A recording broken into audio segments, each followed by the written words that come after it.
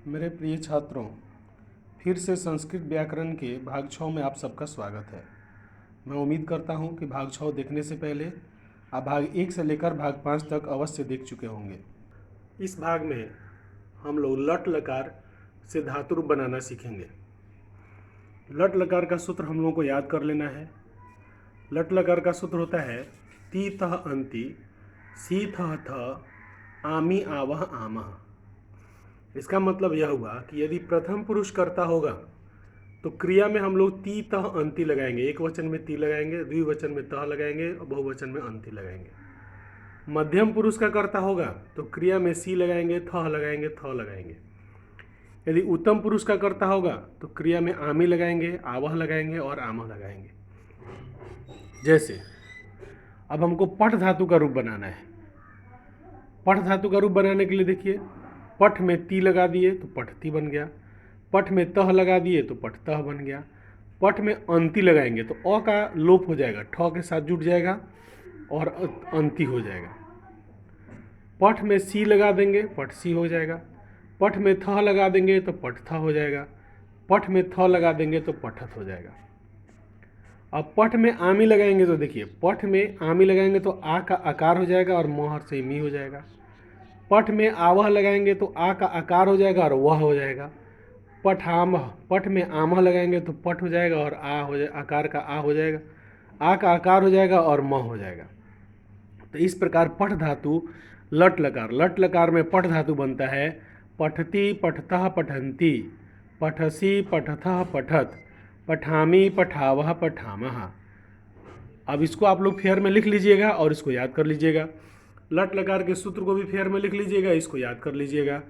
चलिए अब अगले दूसरे धातु पर बताते हैं। अब फिर हम लोग लट लकार का सूत्र ती तहंति सीता था आम या वाम। अब इसमें लिख धातु को बनाएंगे। लिख धातु को बनाएंगे तो लिख में ती लगेगा तो लिखती बन जाएगा, लिख में तह लगेगा तो लिखता बन जाएगा, लिख में अंति लगेगा तो लिखंती बनेगा, लिख में सी लगेगा तो लिखसी बनेगा, लिख में थ लगेगा तो लिखथा बनेगा, लिख में थ लगेगा तो लिखत बनेगा, लिख में आमी लगेगा तो लिखामी बनेगा, लिख में आवह लगेगा तो लिखावह बनेगा, लिख में आमह लगेगा तो लिखामा बनेगा। इस प्रकार यदि लिख धातु में हम बनाना चाहते हैं तो यह बनता है लिखती लिखतः लिखंती, लिखसी लिखथः लिखत, लिखामी लिखावह लिखामह। अब दूसरा धातु में, अब फिर लट लकार में हम लोग दूसरा धातु पढ़ेंगे। तो लट लकार का पहले सूत्र हमको याद होना चाहिए। लट लकार का सूत्र होता है ती तह अंति सी थ थ आमी आवह आमह। अब हम लोग लट लकार में पच धातु पढ़ेंगे। पच मने होता है पकाना, पकाना मीन्स भोजन वगैरह पकाना। तो पच में ती लगाएंगे तो पचती बनेगा, पच में तह लगा देंगे तो पचतह बनेगा, पच में अंति लगाएंगे तो पचंती बनेगा, पच में सी लगाएंगे तो पचसी बनेगा, पच में थह लगाएंगे तो पचथह बनेगा, पच में थ लगाएंगे तो पचथ बनेगा, पच में आमी लगाएंगे तो पचामी बनेगा, पच में आवह लगाएंगे तो पचावह बनेगा, पच में आमह लगाएंगे तो पचामह बनेगा।